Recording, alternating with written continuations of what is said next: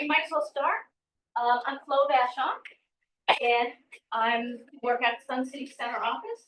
And let's see, I've been selling real estate for 38 and a half years, so I'm very old. I'm actually about 98, but I had a lot of cosmetic surgery. So, but I chose Sun City Center because my major in college was gerontology, and my mother-in-law lived there, so that's how I ended up there. If I'd known how complicated it was, I probably wouldn't have done it. Probably would have gone somewhere else, because once I realized how much I didn't know after selling real estate in Maine for 20 years, it was frightening. But here's the thing, is we've taken all that frightening information and put it into this one guide. If you have this Sun City Center Real Estate Bible, you probably will be able to sell there without too many problems. The only question is, where are you gonna get the stuff that's not on these sheets? So that's when you call me or somebody who's sold there for many, many years. I will warn you though, that some agents still don't know all the rules. Because like I said, until you've sold many, many homes there, there's just so many different things that change over the years or that people don't truly understand. And you'll see how complicated it is when you get in here. Like I said, you've got your Bible, you can call me, David, or somebody that knows. That's the thing about Sun City Center is you can't know it all. I don't know it all. I think I do, but then I find something else that I didn't know before. So we're always learning. The good thing about it is I think it's a fun place to sell. The people are generally nice. They're older. They're experienced buyers and sellers. They've done it many times in their lives, most of them. And I just think in that respect, it's easier than a first-time buyer.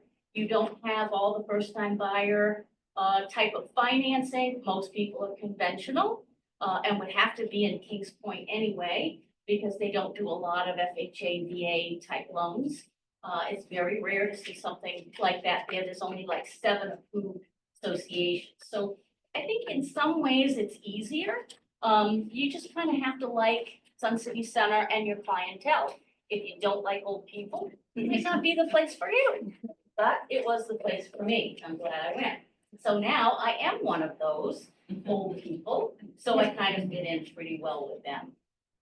All right, so the history of where I got all this information was my husband, Tim, worked with me since 2007 when he retired a couple of years ago.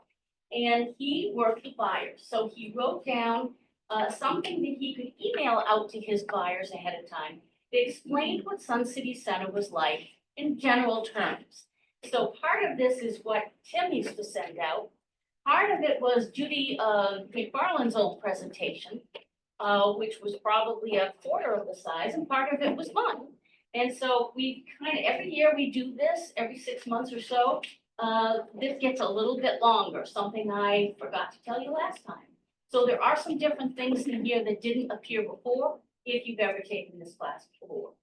So let's start. You might want to have your map out in front of you, just so you'll understand what I'm talking about when I start talking about where everything is. So if you go to the Sun City Center section, it doesn't say Kings Point. You will see where exactly it is. So you look at the north side of 674, which is right in the middle. And basically, Sun City Center goes from Del Webb west to Del Webb east. And it's like a big semicircle. So everything in there is Sun City Center. So there are other parts outside of there, once you get out, that are also Sun City Center, and they are 33573, same zip code, goes up and around 19th and down around Cypress Village Boulevard. But they're not part of Sun City Center HOA, the community association. Yes. I'm sorry, could you show on the map where you're seeing? Yep. I'm not seeing. Top one, Del Webb, got it. It's a big Thank U, you. Del Webb and Del Webb. So those places that are outside, you have to not be confused. Some people have bought there recently, some of these new homes, and thought that they were in the Sun City Center Community Association and they could use the facilities. They cannot, they're separate. Then you look at the south side here, and basically all of this South Pebble Beach area, going all the way down into the Renaissance area. And a little section over by, the fire station, past that, going towards Walmart, is something called St. Andrews. And that's all part of Sun City Center proper. Kings Point is on the other side. You'll see that, and that's a whole great big section as well. And that we're gonna talk about separately, all right? That is not part of the Association of Sun City Center Community Association. It's part of Sun City Center, 33573, but it is not part of the CA. So they're totally separate. Okay. So let's go to what type of homes you're gonna find here. We're gonna do Sun City Center first, not Kings Point, so don't be confused by that. First of all, you're gonna find mostly single-family homes in Sun City Center, detached, one home.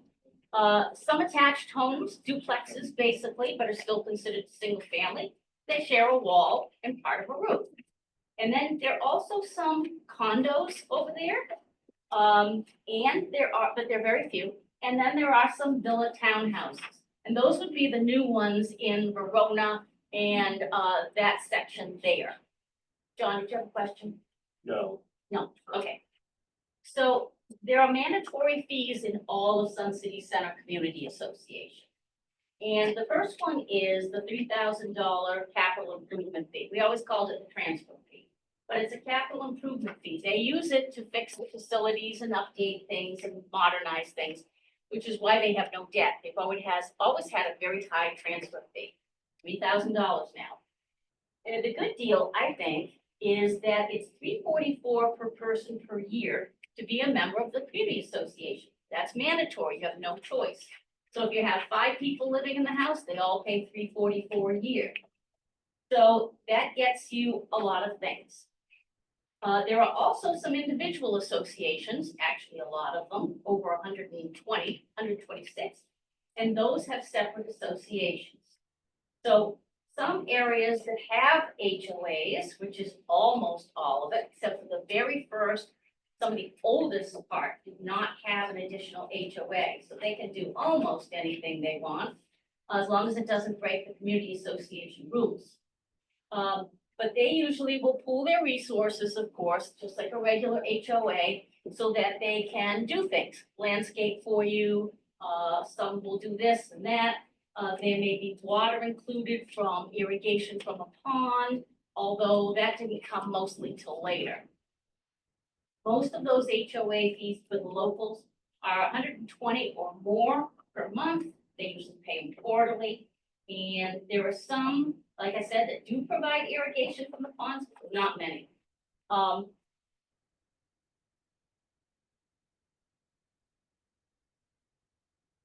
one more thing in this paragraph is some of these homes were originally co-ops.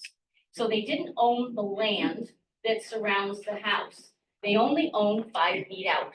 These co-ops decided they were gonna become HOAs. So they changed all their documents, but the owners still own only 5 feet out. There's only a few of those. Most of those are centered right around Swan Lake before you get to the main facilities on North Pebble Beach. So you'll see when you look at it, the deed will say co-op, and there'll be other things in there that say co-op, but it's no longer a co-op. It's now an HOA. So They also refer to it as a POA. yes, HOA is POA, and most of them are called POAs, but we always call them HOAs. It's easier for me to say. If you want to know about the rules and everything, there's more information at the website. We'll go over that later, scc.org. I'll tell you about that later. If you have a for sale sign in a co-op, former co-op, you can only put it in the 5 feet surrounding the house.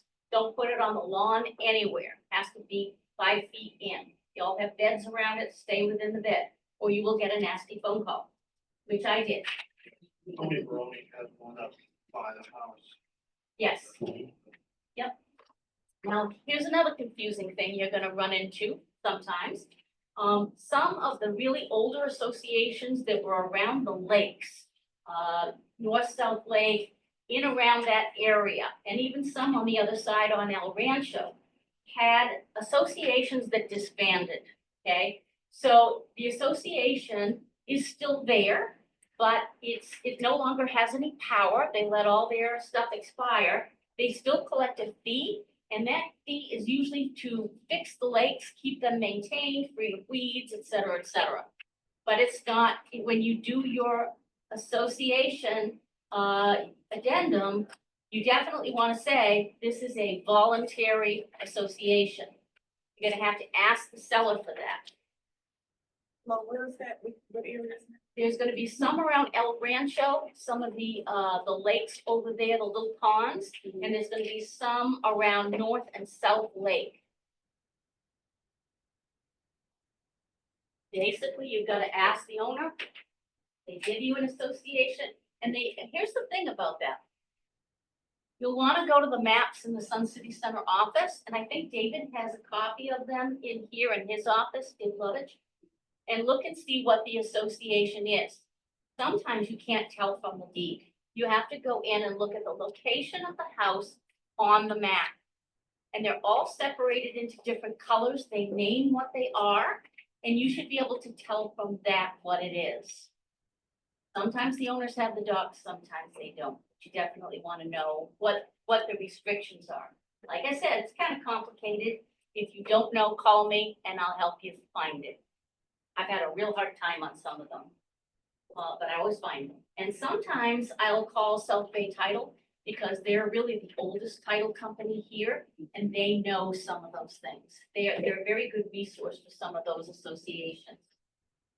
When it comes to those associations, the management office has a list of all the management people, the presidents of the association or the management company that handles it. They have a whole list of them, and they will tell you who that person is. You can call them and get documents or information from them. For every Sun City listing, I call them. Yes, Find out exactly. yes, and I have the list of the HOA presidents if you want it. They said they change a lot. I just got the brand new one. Yeah. So if you want it, remind me and I'll send it to you. If there's anything I mentioned to you and you want it, send me an email and I'll send it to you. Is that it? I can't tell from here. I'm kind of blind. Yeah, I can't. All right. So all of Sun City Center has public roads except for some. There are some private roads there. You might want to know this. For instance, the easy one would be the gated community of Verona, which is a gate that always is shut. You can't get in there, private. But there are some tricky ones. And you may not know this, that Cypress View 1 and 2, which are way up Wentzell Webb, and they're called Cypress View. You'll see them on the map. Some of the little side streets and cul-de-sacs are private. And same thing with off Rickenbacker. Rickenbacker is that little service road that runs along 674, the north side of it. And those little streets, Peace, Quiet, I love those names, Burbank and Warwick are private streets. How do you tell? Look at the street sign. They're blue and they say private. Pretty easy. But my husband had been selling here for years and he didn't know the answer to that question. And I didn't know for a while. You know, sometimes it takes a while. Let's see. Now, private streets, of course, are maintained by the association in their dues. They're going to pay face that street. Let's see. We did the map. Did the south side a little bit. St. Andrews, I showed you where that is. That's an HOA on the south side of 674. It's kind of famous for big lots. And you have to be careful there because there's an ordinance on fences that if there was an old fence that was put in there that's too high, higher than the 4-foot, I think, metal fence that they allow, at closing, you will have to remove it. And one of the agents on my team did have to remove it about a week before closing because it was no longer grandfathered in, and that was part of the deal. So out it came. I think it was 2 feet too high and it had to be removed. So that's one of those things you want to look at because it'll show up on your estoppel when you go to close it. Has to be done. Well, is there anything that allows fences? Yes, there are a few places. St. Andrews will allow them. The older sections may allow them, Old Del Webb and some of those areas, but not many. The ladder And- streets. And none of the neighbors want it. It- so None of the they're neighbors gonna come want up it, and very yeah, want it. and you will see them in the ladder streets, the old houses with no covenants. But most of them don't. Augusta, But you have to be careful on which association, on which street, yes. and you can't assume. Never assume. Go directly to the property manager for that. Don't just take my word for it or the seller's word for it. Go directly to the manager. Let's talk about the Renaissance area. Renaissance area is the south part of South Pebble Beach. When you go down there, you'll get to the circle that goes around at the end. To the left-hand side, that's all Renaissance, including Verona, which is the new gated community up in there. Now, Renaissance has its own clubhouse. They have their own bunch of fees that you have to pay, in addition to all of the Sun City Center fees, in addition to your own association fee. The Renaissance is gonna add at least $3,000, and now it's more than that, to your annual association fees. The left-hand side are all mandatory Renaissance areas. You have to pay that. It's same as Verona.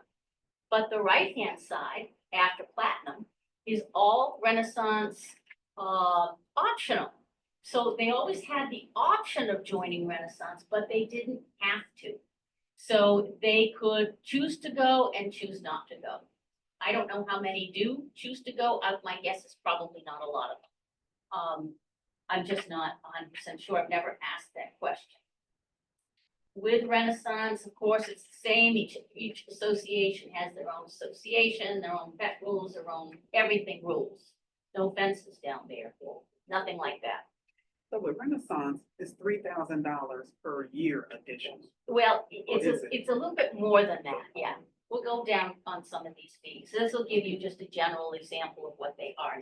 Okay. So this is just for the sake of example. Some of these fees are 2024, some 2025. Again, you want to go directly to the property manager to get the exact amount. Because when I go in MLS and I check everybody's work, everybody's different. Most of them are wrong. Sellers will give you the number, but they'll forget to add in the tax. There's a tax on belonging to Renaissance, to the membership.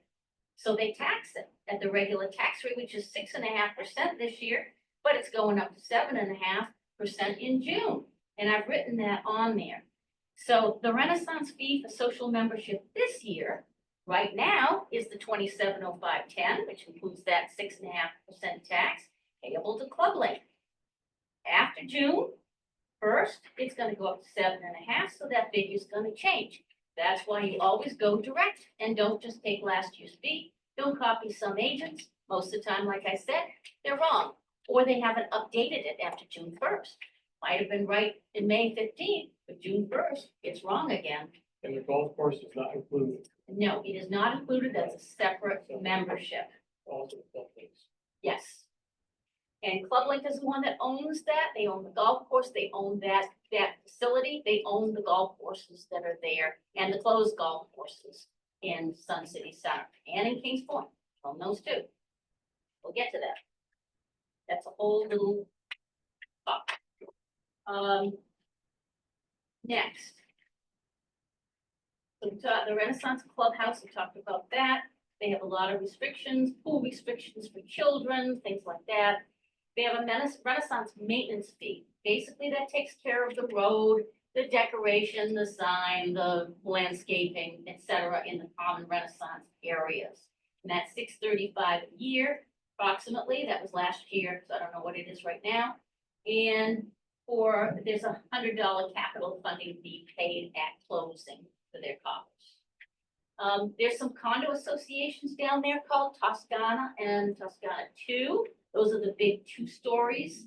And last year they had a $500 capital funding fee at closing.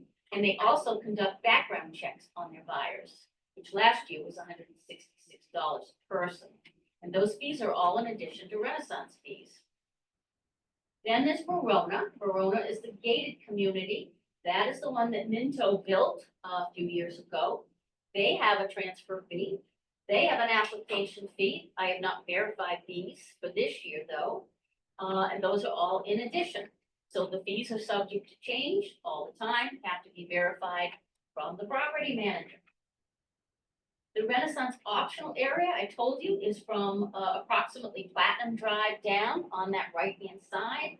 And they can join if they want to, but there is a $5,000 initiation fee that can be financed interest-free at $50 a month. And they can cancel it at any time. They won't be charged the full $5,000. That's what she told me. To verify. During the real estate market downturn back in 2000, I think probably 7, 8 in that area, there weren't as many members as they wanted there from the people who were Renaissance optional. So they opened it up to all residents of Sun City Center. So if you live on the other side, you can belong to Renaissance if you want, but you're gonna have to pay the $5,000 fee plus the club link fees as well. I told you about the Sun City Center has the map of all the associations. We have one here, like I said, in David's office. You will need that if you're gonna list there. You know, you really do need it. It's worth a lot of money to me to figure out where the heck I am there. Now, it's a 55+ community, we know that. It's compliant with HUD guidelines, that's what they go by. But anybody who's 18 years old can buy a home there. You do not have to be 55 to buy. However, you have to live there and be 55 years old. But if somebody 18 years old wants to come and live with you or older, they can do that. Not a problem. So if you have an 18-year-old, they can come and live with you. If the 18-year-old happened to buy the house, they can't live there unless a 55-year-old person lives with them. Does that make sense? Mm-hmm. Okay, good. That's one agents get wrong all the time, even experienced agents. They'll just tell you, sorry, can't do that, but yes, you can. Once in a great while, people can get an age waiver, but it's very rare. They don't like to give them. And the local association has to approve your age waiver first, and then Sun City Center Community Association has to approve it after that. I've had some that did, but usually it's in the case of medical hardship. So for instance, I'm turning 55 next November, December. My mother lives here, she's sick. I need to live nearby to her and provide care. They will quite often say yes to that, or someone who's very handicapped, something like that, a disabled person, maybe, but it's usually gotta be with family there nearby. Otherwise, they don't care. You know, I've got friends who live here, no, they don't care about that. They'll just say no. It doesn't take them long to say no, but you would have to make your offer subject to them being approved within, say, a week. And most of the time, they're gonna say no, just the way it is. You can't blame them. All right, and if you have grandchildren coming to visit you who are under 18, the most times they can be there is 30 days out of the year. They can't come and stay with you for 4 months or 6 months. If one of your neighbors sees, they may tattletale on you, and you gotta kick them out, just the way it is. Here's some things to bear in mind about pets. In Sun City Center proper, pets are allowed in almost pretty much all areas. But they can have size numbers and they can have weight limits, size and weight limits. They have to obey the leash laws, of course. But I'm not sure which ones don't allow pets. There may be one in there, maybe in some of the attached housing. I'm just not sure. I'd have to look into that. We talked about fence restrictions. Most places will not allow them. They do not allow sheds and outbuildings either. Once in a while, I've seen something in a real old section, but they're really not supposed to have them, and you don't see them. In most HOAs, at least the newer ones, there could be restrictions on paint colors, landscaping, roof types, and driveways. A lot of them do not allow commercial vehicles with signs to stay in the yard. And there are some that don't allow small pickup trucks to be in the yard. They have to be parked inside of the garage, some of the newer ones. How does that work with the new laws from state? Well, it's an HOA. They get So to my- do what they want. The state just banned that. Yeah. Really? Yeah. Oh, I didn't know that. Oh, yeah, because my HOA can't do it either. in Yep. Waterside. So they can't ban the signs or the trucks? No, the signs, my van can be there, the pickup trucks can be there, as long as it's not a physical commercial vehicle with a commercial tag, it can be there. Okay, so if you And have like our van's a, out there, and it's got the South Shore sign on it, and some water said they can't, not that they ever did, but they what if can't. you have like a wrapped pickup truck? Something like that, I with mean, a sign on it? I don't know, because my van has lettering on it, it's allowed. I'd like to see that ordinance, I'll look that up, Yeah. thank you. They just Yeah, don't no, have that's that. actually Is that new? Yes, it is. Yeah. Okay. It's new. Excellent. Yeah, it's like brand new, they're not allowed to do that anymore. It passed last year when they did all those HOA covenants, things. Okay. Yeah. Excellent. It goes along with the, if you blame me for not having my sidewalk done, you have to blame everybody, or you can't blame me. Interesting, Yeah, it's one of those things you have to hit everybody, you can't just pick on one person. gotcha, yeah, And they did, that was all in that same bill. okay, I'll look that up, thanks. All right, motor vehicle and boat repairs, can be prohibited in Sun City Center. Some don't allow antennae, satellite dishes, things like that, you have to know. Some have vehicle washing restrictions, and some, do not allow you to park on the street. Period. There's a rental restriction of a 30-day minimum in all of Sun City Center. And, some are more restrictive than that.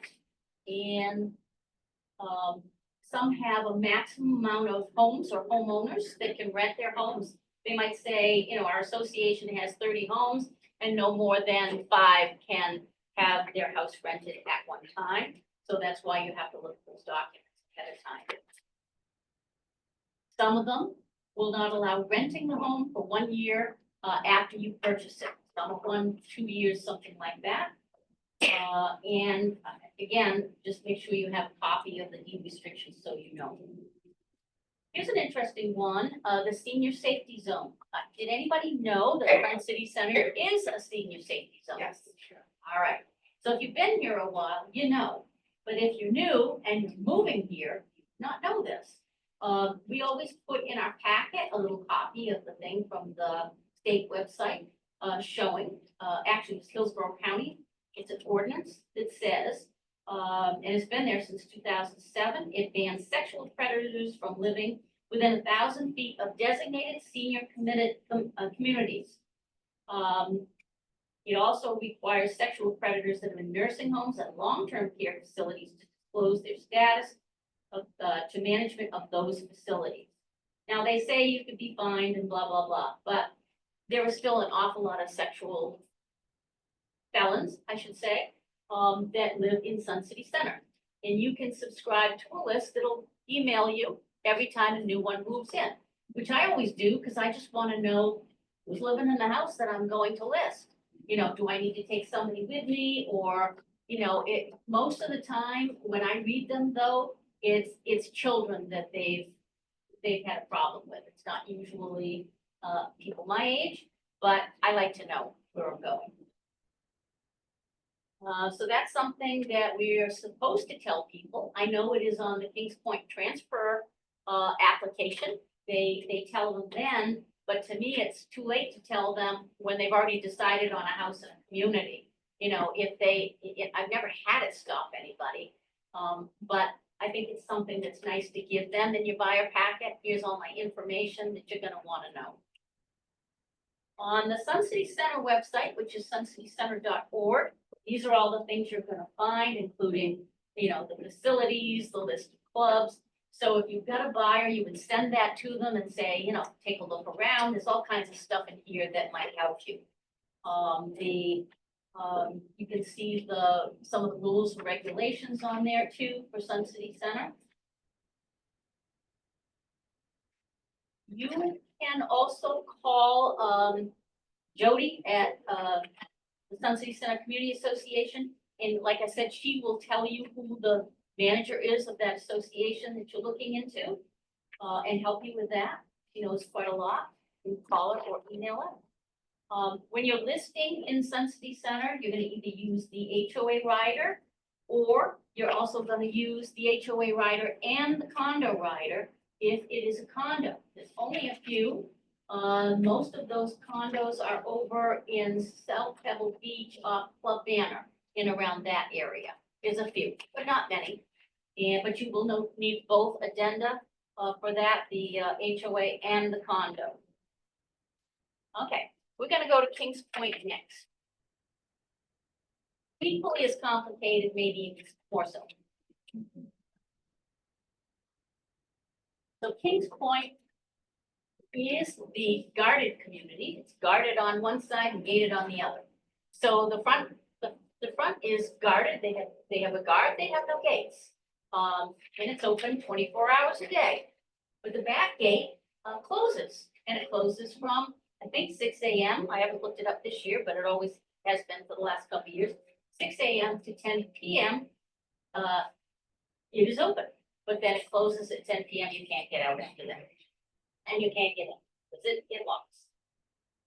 In Kings Point, you're gonna find mostly condos that are attached, 2 to 4, attached together. And then there are a few, and only a few, one little subdivision called Quail Pass. It's the only one you'll see with tile roofs when you drive down Kings Boulevard, on the left. And it's called Quail Pass. Those are standalone condos. They look like single families, but they're condos. There are villa townhouses and all the Minto built ones. Now Minto was the last builder in there, and they left around, I think, 2016 or so. So it's all built out. There's no more land there except for some of the closed golf courses, which are now rented by Kings Point, to use as recreation areas. So the Minto HOAs, are all for villa townhouses, except for Oakley Green, which is a condo. So that's the confusing part. There were these 4 associations. Oakley Green decided they were gonna stay a condo. And the other ones decided they were going to be villa townhouses. Now, the reason they did that was it's a lot easier to finance a villa townhouse, single family, than it is a condo, especially there. I mean, there's a whole thing I can't even go into without giving you another class on why. But we'd leave that for another day. Okay, and the last one are the only single-family detached homes, which are in Yorkshire, HOA on Worthington Greens. And they are actually single-family detached, the only ones there, small association. Very rarely get one of those to sell. I think there's something like 8 properties in Kings Point that actually have their own swimming pool. And those are in Quail Pass and Worthington Greens. Those are the only places you will see those. So they're very rare. Let's see, there are 114 different associations in Kings Point, each one with their own rules. That's a lot. But you'll find the information is a lot easier to get in Kings Point because it's all there on the website for the management company. So I'll get you to that in a minute, but it's so much easier in some ways. So the HOA fees are different from the condo fees. With the HOA, of course, it's like most. The HOA, and I live in Nottingham, so I'm one of those. The HOA is responsible for all the exterior maintenance of the home, roof, we'll talk about that, maybe not. And the land is owned by the homeowner. All of the land, you actually get a survey, goes right down towards the water, and mine goes to the middle of the house. That is my land, I own it. And then there's some common land as well that's shared with other owners. So it's basically like a single family home, except that they share a wall and part of a roof. In Kings Point, you're gonna pay a monthly condo or HOA fee. There's no overall fee like in Sun City Center. So everybody pays their own, and the association fees or condo fees range somewhere between $500 and $800 on average. There's always gonna be an exception, like this year, A couple of the associations aren't paying any HOA fee because they're giving money back to the homeowners because they changed the rules on who's maintaining the roof. So that's another thing. That's one of those things you've gotta ask. And if you see something like that, you gotta ask, why is your HOA fee zero this year? The homeowner should know, but they may not have all the particulars. That's when you call the manager. It's kind of hard for, some people to understand what's going on, especially if they aren't going to the HOA meetings and they just aren't paying attention, which happens. Here's what the association fees cover. Quick question on that. If they are getting it back and someone is selling their home. Yep. And how do you handle that as far as who gets it? Same. It's, if I sold my home now, the person for the rest of the fiscal year until next March would have no HOA fee. Well, okay, but if it, I don't get any money back. Okay. No, I don't get a cent back. It goes to whoever owns the home. If I wanted to make a special deal with you, I probably could as a buyer and seller, but most of the time you just say, hey, your HOA fee is free until the end of March. Okay. And then you gotta pay next year, and here's what it's supposed to be, although that will be determined in the yearly meeting. So, I think the thing I can see as a stumbling block that people might trip and fall and get in trouble for is now it's zero. So when that person goes to sell their home, they put zero on the HOA fee. But you But have it's to really disclose. not zero. So how would you It's help zero- an agent It's zero now. figure it out? Like zero now, and I would just say in two places, one in the Realtor remarks, that this is the reason why. And on the HOA addendum that they're going to sign, I would write the same thing. It's this now, but they're Until. expecting it to go back to full HOA fee, which was, which they estimate at X, but that will be determined on April 1st, and that will be determined at the annual meeting. Okay. I would just write Just that. because I can see if you're a newer agent, and don't know, this could be Yes. a problem where you could end up getting sued in a year when they all of a sudden have an HOA fee. Exactly. So, that's why you always ask now, why is your HOA fee zero? Ask the question and talk to the property manager. Okay. Let's see, all right, so the HOA fees cover this, HOA fee, condo, all the same. Cover the gate and the guards, the use of the clubhouses and the amenities. There is a dog park there and a garden club, but it doesn't cover that. So you have no right to use the dog park unless you pay the dog park membership. So that's something you have to pay for. It's not much, but you have to pay for it. It's different in different places. In Valencia Lakes, it comes, I believe, it used to just come with the HOA. But this is different.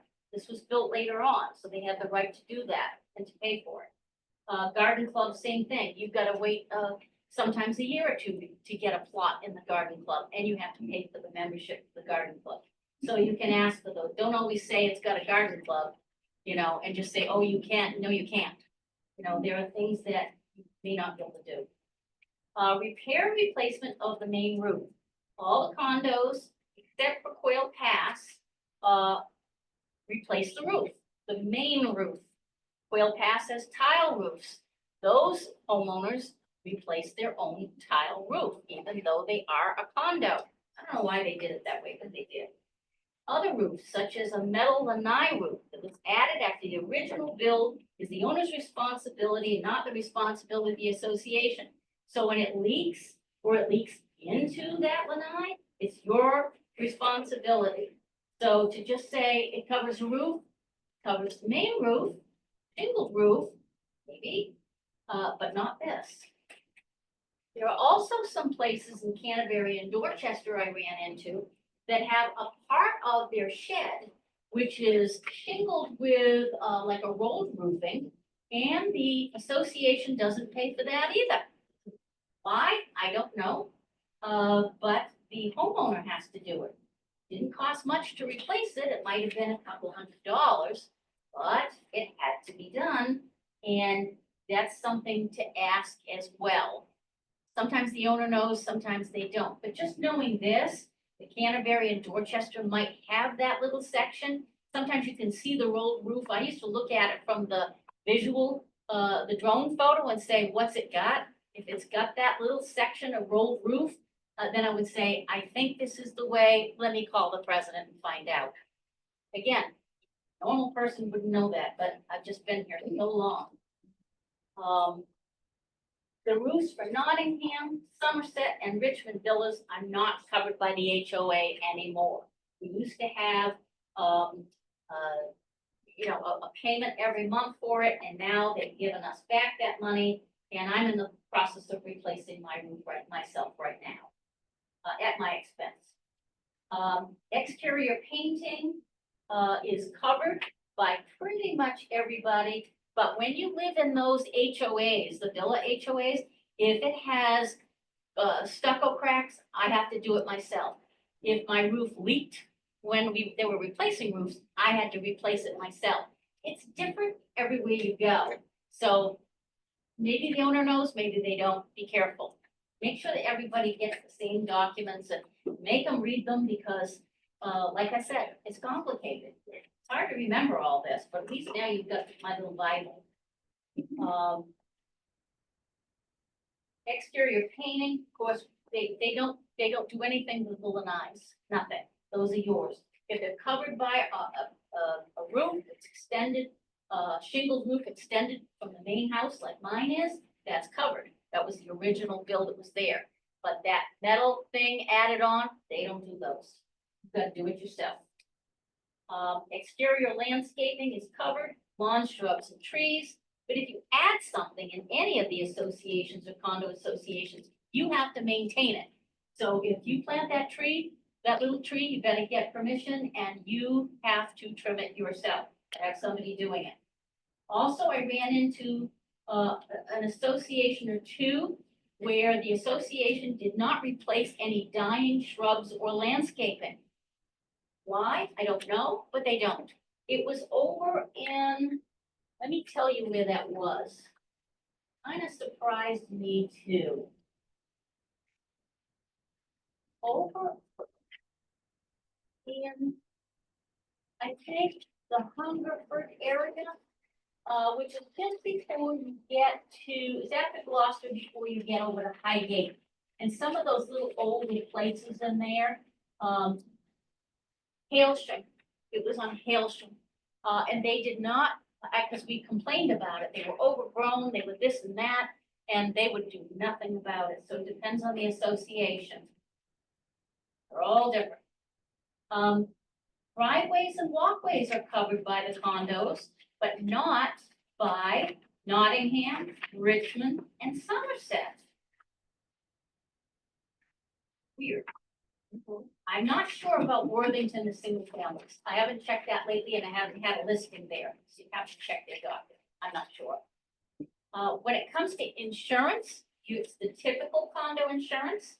I say typical, it's insurance on the exterior, not the interior, which the owner insures, and that's an HO6 insurance policy.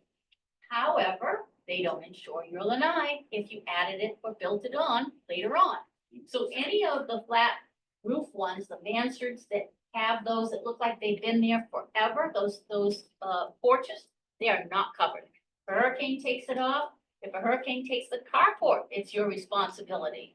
So a lot of those have metal carports, and we lost a lot of them in the last hurricane. They were everywhere, and those are yours. You pay for them, so you have to maintain them. With the villa townhouses, Nottingham, Richmond, and Somerset, and the single-family homes, that is an HO3 insurance term for single-family homes. Every once in a while, we see somebody with a single family that got a condo policy because the insurance agent thought that they were all condos in there. So make sure they check and make sure they're getting the right policy because that could be a big mistake, a costly mistake. Water and sewer are included in all of Kings Point, including the water for irrigation. Solid waste and trash collection is paid for with the tax bill, not the association fee, but all the HOAs and most of the condos. However, when you see those condos from all the way from the beginning on the right that have the detached, the ones with the flat roofs. And then the ones into, Canterbury and both sides of the road, all the way up to Hull House. If you see the dumpsters out there, then they pay for the trash themselves with their, association fee. The association fee, they pay somebody to come in privately and pick up the trash from those dumpsters. They can't have the blue and green cans by their house. There's no room for them. So they take their trash to the dumpster out front and they pay for that in the condo fee. Can they pass an assessment fee and have the owners, if they don't have enough money, like for They can. There have been some big assessments after these hurricanes for tree removal and things like that. Big assessments over there.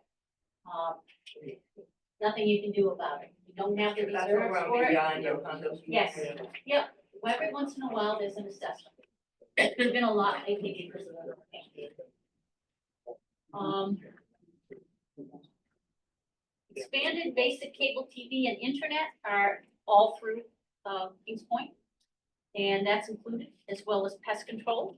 A few of the older mansard roof condos, only a few of those associations have provided termite treatment. But that's very rare. Most of the time, if you get termites, if you get something in your attic, either a squirrel or termites or anything else, it's your responsibility, even in the condos. That's just the way they do it there. Escrow reserves, here's one, most lenders, when they look at the budget, to lend in there, they're gonna ask that that association has at least 10% in condo association reserves. And if not, they're gonna ask for a lot more money down. So, somebody, like Dan, here, would know, all they have to do is look at that, the financials, and see if there's 10% down. That way the lender will know how much money, the buyer has to put down. But if they're less than 10%, they're gonna have to probably put at least 25 to 30% down, just the way it is. When it comes to doors and windows, it's almost always the condo association's responsibility. I used to say always, until I ran into one, and they actually came in and replaced the door that was rotting for the homeowner. So that was unusual, but I won't say it never happens, because I saw it happen. But most of the time, you can tell people it's your responsibility for things like that. Same thing with solar tubes. If you put a solar tube in, it's your responsibility. If it leaks, if it falls out in a hurricane, you have to fix it. It's your damage, your problem. If they re-roof the house, you have to pay the roofer yourself to reinstall it, re-caulk it, and if it's not in good shape, they will make you put a new one in, period. Now let's talk about the Minto associations. Now, this was the last builder in Kings Point. We talked about them. They left, I think, in around 2016. And the first one they built was Oakley Green. And that one was originally a condominium, and it's still a condominium. They never changed it. So everything's pretty much the same as the other condos. The reason I separated these out was because some of these three associations did things a little bit differently. Somerset Association, they, of course, do the roofs and repair, but they don't replace them anymore. They repair, they used to repair and replace the roofs. Excuse me, they used to replace, but now, that is all up to the homeowner. Same thing with, the driveways and the walkways. Those are responsibility of the homeowner. So if they crack, if they break, and they need replacement, in Somerset, you've got to do it yourself and pay for it. Everything else, like painting, landscaping, that's all the same. It's put in your HOA fee. In Richmond, repair and replacement of the roof and the driveways is no longer covered by the association. It's the responsibility of the homeowner. These changed this year. The reserves also cover a retaining wall on that rear pond that you see as you leaving Kings Point on the right. There's a pond there with a fence, and the association fee takes care of that. The oddity is Nottingham. That's where I live. And they're the only one that did not decide to go with the Federation of Kings Point. And the Federation is this other little umbrella organization comprised of volunteers.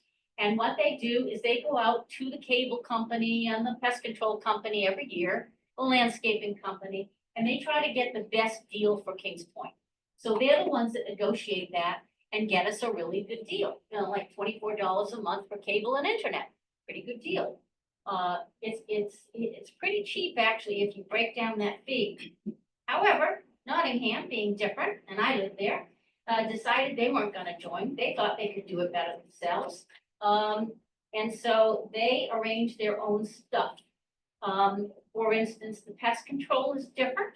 The landscapers are different, and internet is also different. We still use Spectrum, but we have our own contract with them. We don't go with the Kings Point contract.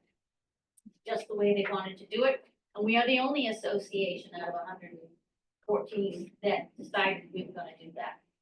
The homeowner repairs and replaces now their own roof, driveway, and walkway as of 2025. Let's see. I think we already talked about separate both cable and internet, blah, blah.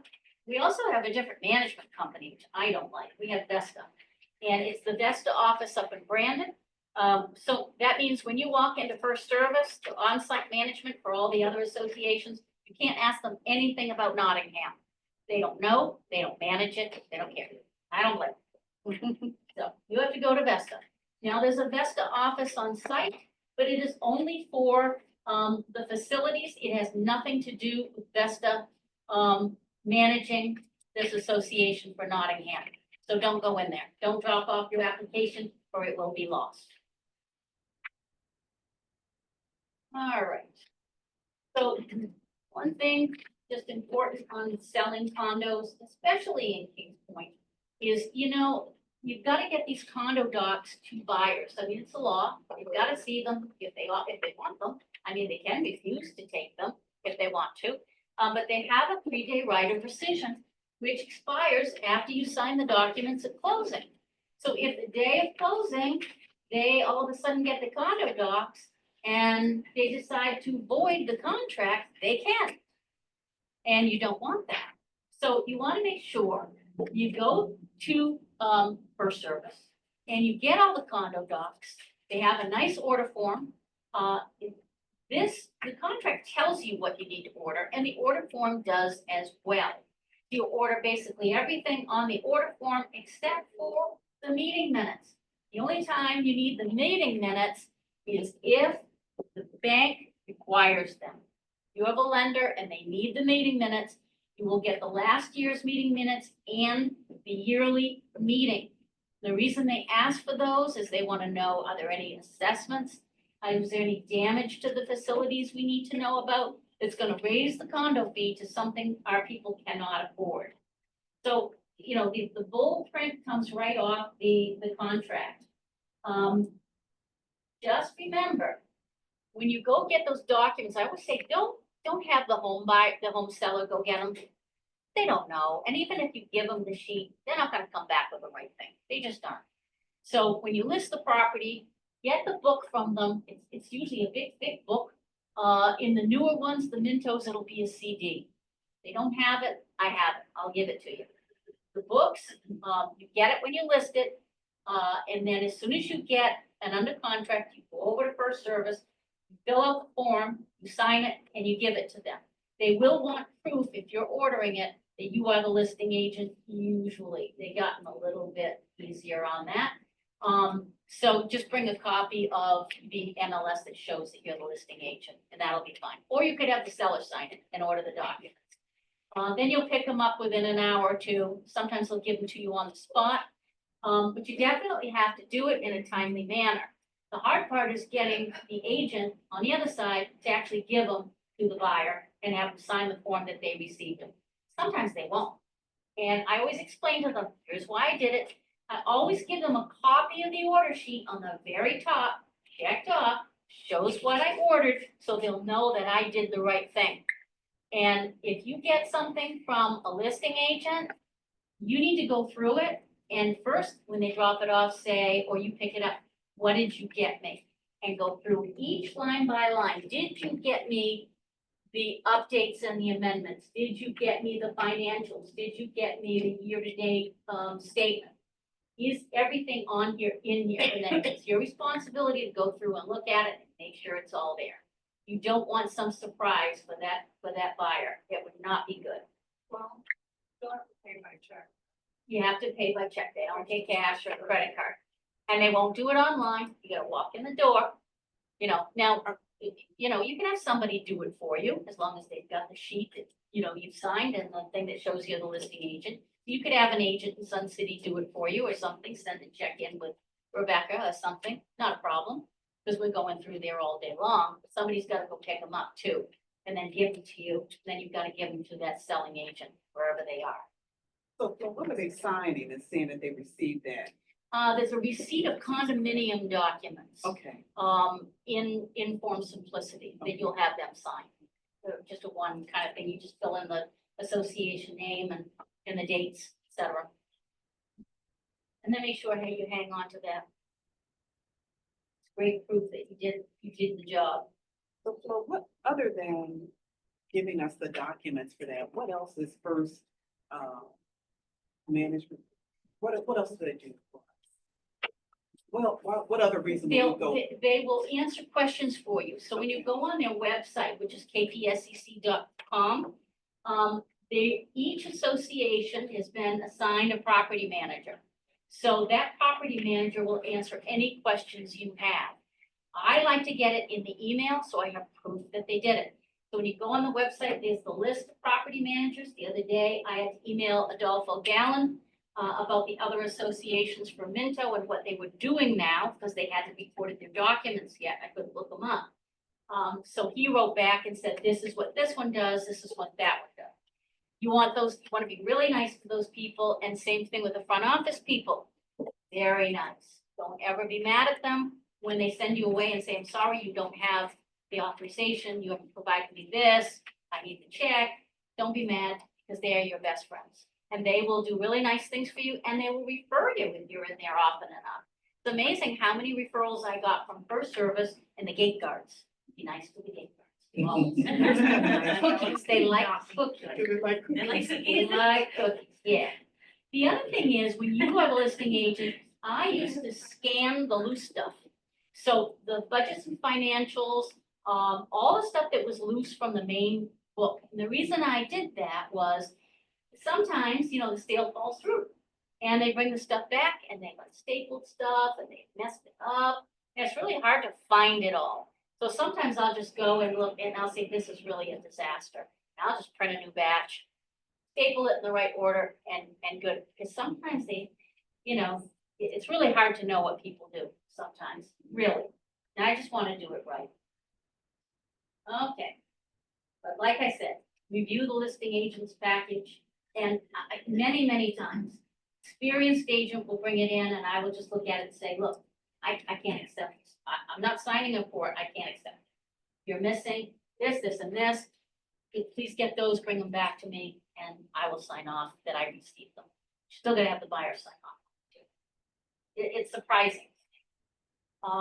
One other thing is, you know, the milestone inspection report after the Surfside and all that problems that they had, the new rules, is that Kings Point does not fill out anything about that milestone inspection report. They refused.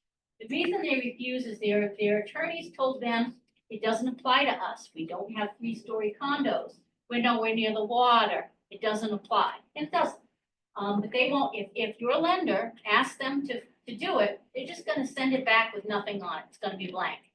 At that point, that's when you say to the lender, okay, they're not gonna do it. However, I can get you all the minutes from the last year and the monthly meeting. That's really what you wanna know, is there any damage? Is there any assessments coming up that we need to be aware of?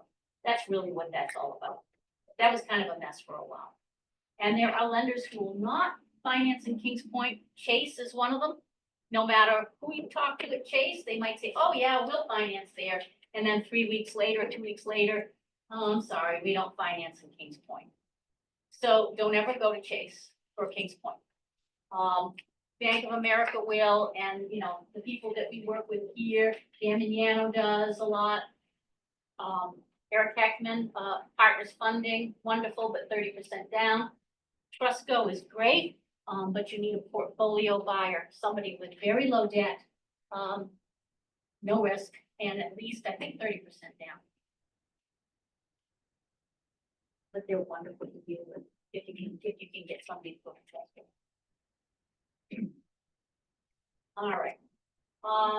The Kings Point website, you're gonna wanna go on there, you're gonna sell in Kings Point, and familiarize yourself with it. It's kind of a complicated little website, hard to find stuff. Most of what you're gonna go to is the management tab, and then go down and look for the list of the, it'll say, management managers or something for each association. You'll want to see who those people are. If you can't find it, you can just call for a service and say, who's the property manager for this association?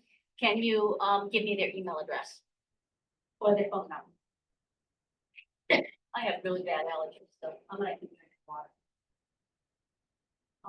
You'll also find pet policies. There's a whole section there on pet policies and rental policies. It's all on that website.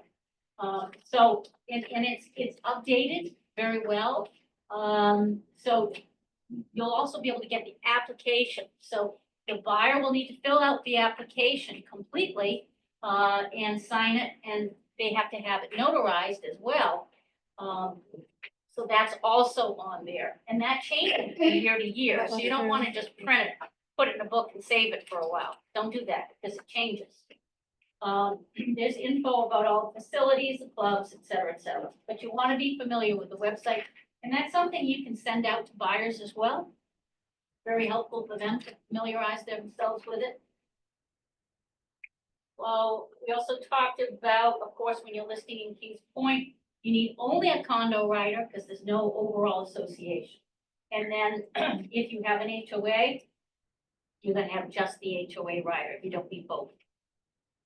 When it comes to pets, you know, when these condos were originally built, people didn't realize back in the 70s that how good pets were for our physical and emotional health. So they didn't allow them. No, they figured they were tight quarters and people were coming down here as snowbirds. What do you need a cat or a dog for? The problem was they figured out after studies were done in the 70s, how good they were for people's health. Lowered the blood pressure, made them live longer, made them happier, healthier. So they started changing the rules and allowing pets to go in there.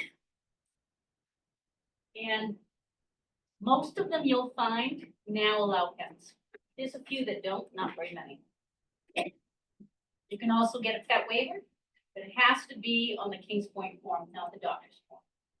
That's also on the website. Let's skip the next thing on working with seniors. I want to go to the golf course map, the colored one.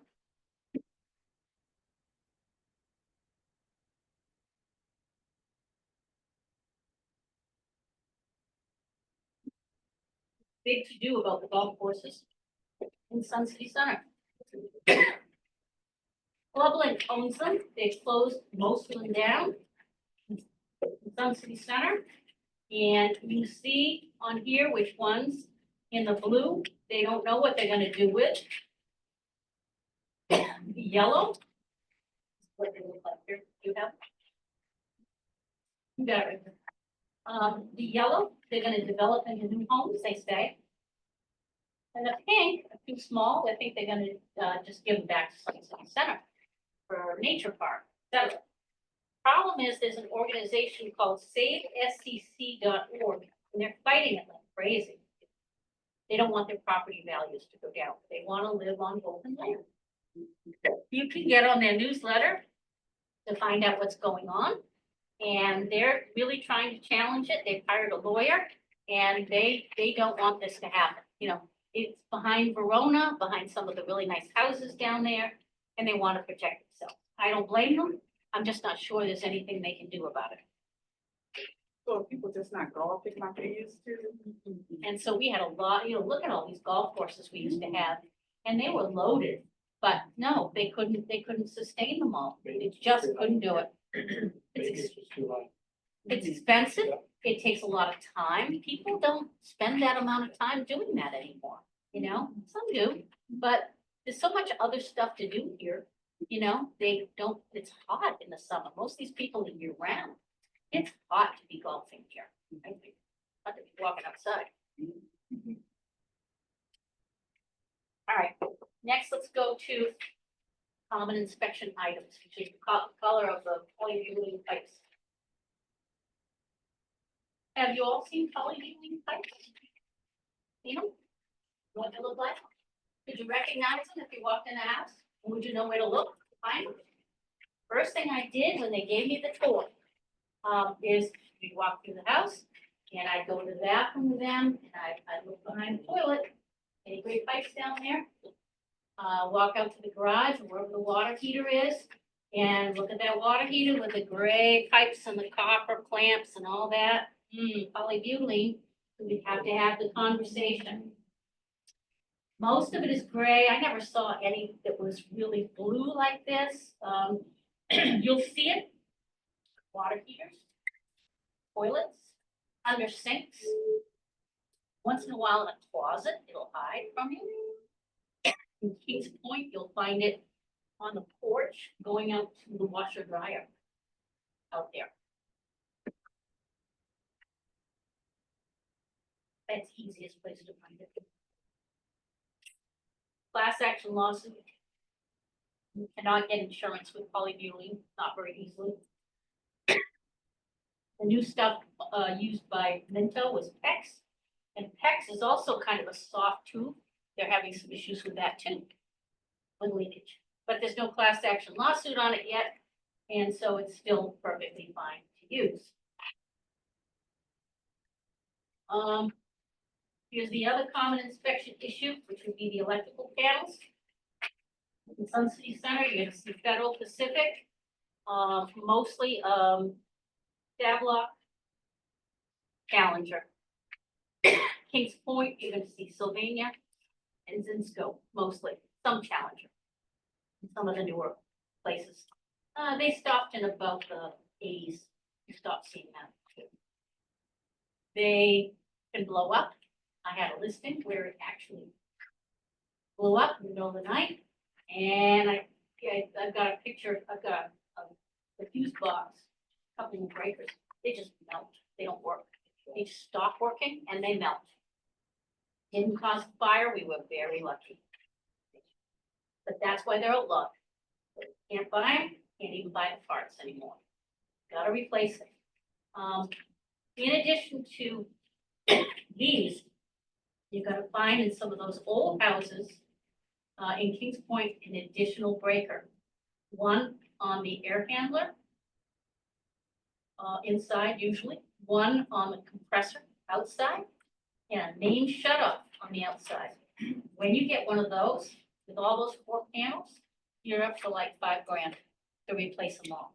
It's expensive, and I haven't even checked the price up lately. It's a lot of money.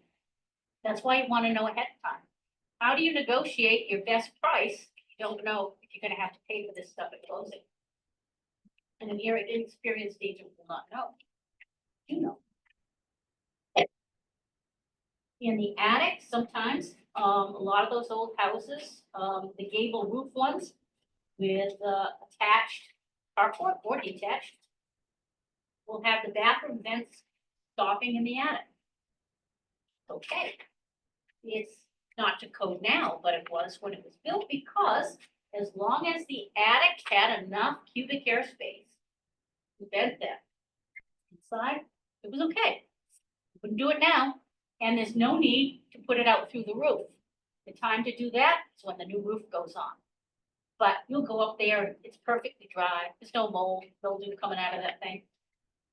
And the one that told me that was Bill Cable. He said, there's nothing wrong with it, look at it. There's no moisture, anything.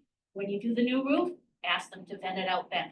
The homeowner has to pay for it. The association will not. Look at that water heater with the exposed wire that is no longer, allowed. You'll see them a lot. You'll see water heaters in Kings Point, in Sun City Center, that 25 years old or more. Unbelievable. They last forever. But you can't do that anymore. So that will need to be changed before closing. And then, the breach firewall, the GFCIs, most of the time, they're gonna ask for GFCIs on anything near water. All of the kitchen outlets now, not just the one near the sink, all of them that are near water. Garage and exterior too, that's another thing. The insurance company may ask, but the home inspector will flag it for sure. So keep that in mind. If you have a GCFI breaker to that section, I think that might get covered. Yes, yeah, kind of the old fashioned way of Right. doing it. And that's the other thing with inspections. Sometimes after an inspection, the homeowner will call you, my bathroom power outlet doesn't work. And it'll be one of the breakers tripped somewhere and they didn't reset it. And so all of a sudden they go to try, they hear it doesn't work. Just say, go check all of the GCI breakers, push it, make sure it's reset, it'll probably work. And that's what happens a lot. The breached firewall you'll see, in an inspection, it falls down over time with the heat. The seams get cracked. There'll be openings. There may be wires going through it that aren't sealed around the edges. And so that can create a fire hazard for the next, occupant next door. So that'll have to be fixed. That will not go through. And then does everybody know about Chinese drywall? You've heard of that? Anybody hasn't? Okay. When I got here in 2007, these houses, they had been built from 2000 to about 2008 or so. Some of them had issues with this drywall. And it would emit a sulfur smell, sometimes no smell at all. And it would tarnish all the metal in the house. I've seen hinges and toilet handles that are black. And most of the way we found it, I remember finding one at an inspection on Acadia Greens. Nobody knew there was any firewall, Chinese firewall on Acadia Greens.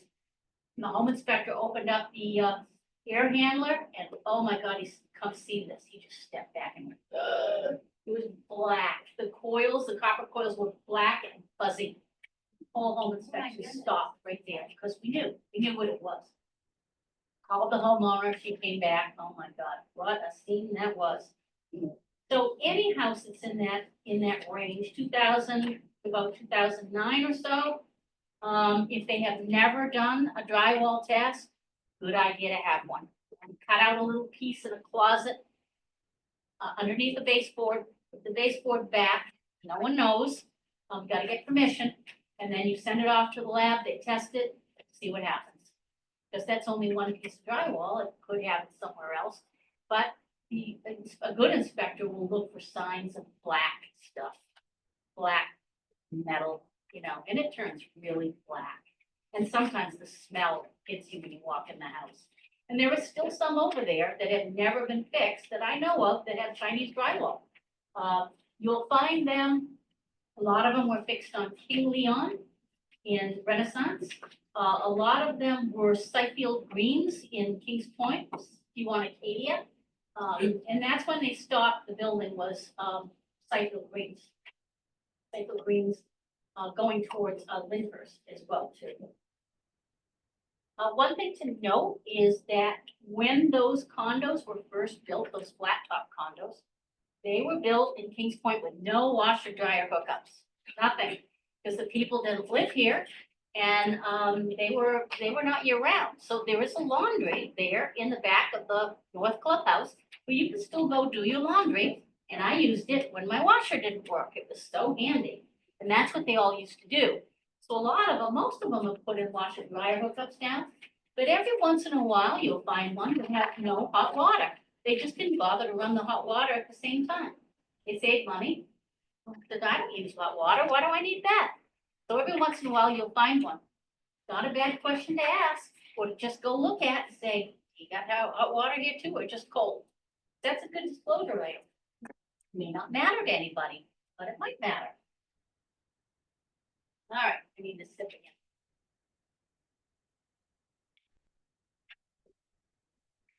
Here's a case study years ago. I listed this condo in Kings Point, and an agent from another company listed the same kind of property at the same price. Her listing at polybutyl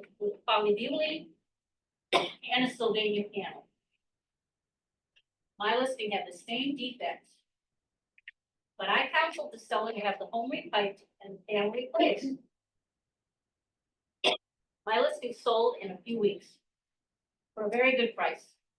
The home with the defects stayed on the market for 9 months, eventually selling for $65,000 less than the list price. This is the truth. The agent, I know who the agent was. This cost the other agent seller huge carrying costs for 9 months because it was vacant, and a $60,000 loss after the cost of the repairs. Total estimated loss, $64,000.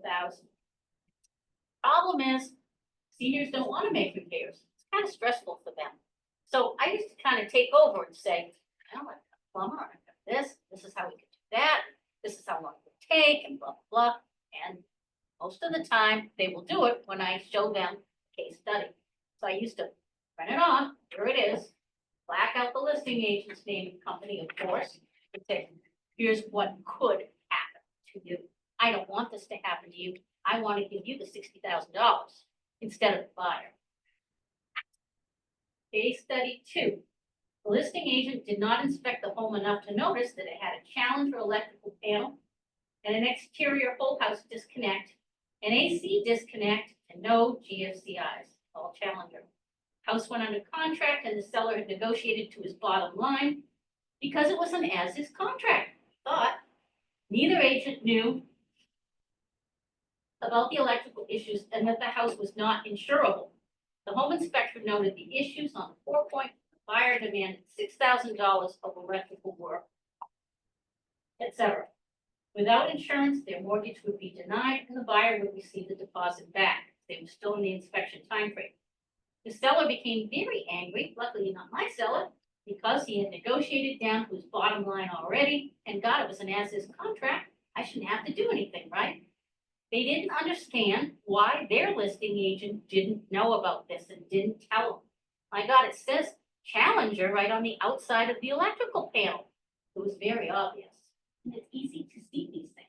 Look at the cover, you can tell. Usually the paper that says Challenger is still right on it. If I didn't know, I'd take a picture of it and I'd send it to my electrician friend Leroy Daly, and he would tell me, oh yeah, that's a Challenger. Or he'd say, I don't know, let me come take a look at it for free.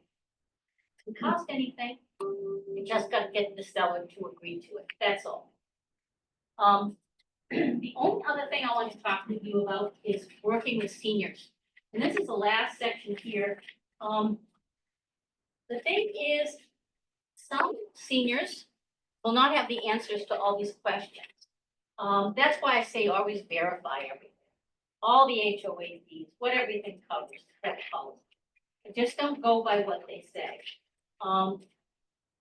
You may need to help them hire people. Don't hire them yourself, help them hire someone. Make sure they arrange for the payment ahead of time. A lot of times you'll deal with vacant properties, the senior is gone, their kids are gonna take care of everything. Usually they're very responsive to stuff like this.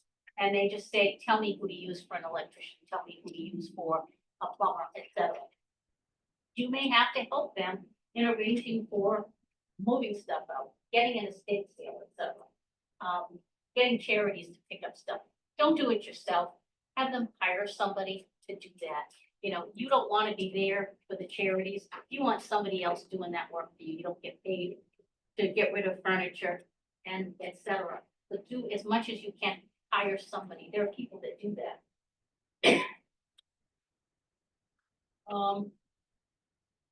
Like I said, you arrange for them to pay. They always call that vendor and say, I'm gonna pay you, how do I pay you, etc. Make sure you don't do it, you might get caught. I got caught once paying for a toilet. I really didn't want to pay for it, but I did. It's my mistake. You will find a lot of them will write things down in a notebook.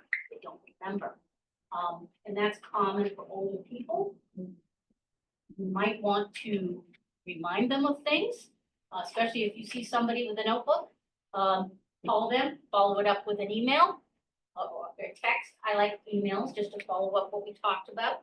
So that if they are emailers, and most people are, you know, they have a record of what you said, and so do you. Once in a while, you'll say, you never told me that. You didn't tell me I was gonna have to pay for that toilet. And that's what happened to me. I told her, but I didn't make her sign anything, and I didn't make her call the plumber to arrange it. So that's why I don't do any of that anymore. I ended up paying for toilet at closing. But I did that for goodwill. Some seniors will get upset with things from the title company. They don't like those automatic, websites where you log in and do all that. They want nothing to do with that. They want somebody to call them and tell them what they need to do. They don't want to fill forms in online. They don't want to do any of that. Keep that in mind. Same thing with showing time. Some will want it, some will not. Some people are so forgetful that you will need to call them, arrange the showing, and then call them before the showing and arrange the showing again. Have somebody do that for you. Sometimes electronic signing can be an issue. If you have a really old person, you may have to go do it in person with them if they can't do it. Most will be able to, especially if you can walk them through it, but sometimes not. I always look for safety and trip hazards in these homes when you go to list them, especially. I tell them, try to get rid of things like scatter rugs. Because when you've got an old person going through your house, they have a walker, or they have something else, or they're unsteady on their feet, or they're partly blind. You know, this is not like selling a regular house in a regular age community. It's just not. Remove the bathroom scales. Don't let anybody trip on anything. I've had all these things happen. I've had people fall and break their legs and sue the seller. You don't want that. No. You can fix those things. Oh, yeah. Well, you figure in 39 years. Come on, I've seen a lot of stuff. Usually, I try to have them put a sticky note on the sliding glass door. I've had people knock into it and fall over on the floor and threaten to sue. You don't want that. If there's a step down into the garage, I usually put a big note on the door. Step down. Same thing with on the other side of the door. Step up. A lot of times people will say, I would like people to take my shoes off. Take their shoes off when they come here. Okay. Let me tell you the reason why you might not think that's a good idea. Number one, they're unsteady on their feet. Number two, you have to provide chairs for them to sit down. They may not be able. I mean, if you've had any kind of an illness like that where you can't put your own shoes on, and it happened to me once, I'll tell you, you don't want that because if they fall, they will potentially sue.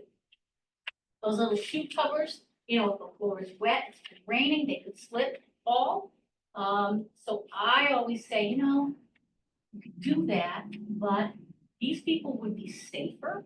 This is what could happen to them. They would have a better showing if they can just walk in, wipe their feet really good. Let's provide a good rug for them to wipe. And then maybe leave a sign that says, I have white carpets. Would you please wipe your feet before you walk in here? And don't go outside and walk back in on my white carpets. I hate it when agents do that. Do the outside later. Don't bring all that dirt and mud back in here and grass clippings or whatever. So that's how I get out of that one. The thing about staging with most people is you can walk in an average house and tell people, get rid of this, get rid of that, your photos, your family things. Can't do that always with old people because this is all they have. This is the last step for them when you're listing your house. The next step is they're usually going to assisted living up north with the family or whatever. So those things that they have, the knickknacks or whatever, each one of them is some sort of a precious memory. That's why it's out there. It's junk to us, but it's their precious memory. So be careful with that. You know, if they want help, they're going to usually ask for it. What do you think I should do to get this ready? Now I'm generalizing. Obviously, most people are pretty darn with it, but you're gonna have some 90-year-olds and some 100-year-olds, and they will need your help. So just, you gotta be gentle with stuff like that. You can sometimes win a listing presentation like I did, when you've got mother here and daughter here, and you're doing the listing presentation. Who do you talk to? Mother. Don't talk to daughter, you talk to her too, but most of that presentation is based on her, regardless of her status mentally, physically. You wanna make eye contact, you wanna talk with her, then you wanna involve the daughter, you wanna go back. But I've had people say, I listed with you because you talked to my mother. You didn't pretend like she wasn't in the room. You didn't just go to me like I was gonna make all the decisions. A lot of times you'll have hearing loss people. Please talk in a low voice, not a high voice. They cannot hear high pitch. I had somebody working for me once with a high pitched voice, and they couldn't hear anything she could say on the phone. And I'd say to her, you gotta talk low. That's the only way they're gonna understand you. And it worked every time. The other thing is, we talk about seniors and what they don't understand. One of them is, you know, in the regular market, people are always paying for closing costs. I'll pay for 3% of this, and I'll do this and I'll do that, and blah, blah. They want to buy, you know, the buyer will ask for all kinds of stuff. But seniors are from the silent generation. They worked all the time. They went through all kinds of poverty and who knows, wars. And they have been there and done all kinds of stuff, but they pulled themselves up through from the bootstraps. And they don't want to help people because they don't understand why a buyer our age would need help.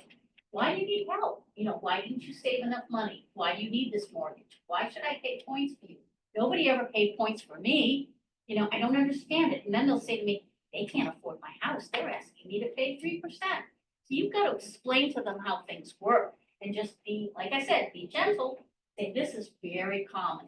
Yes, they can afford it. Here's their pre-approval letter, but you know, this is the way a lot of things are done these days.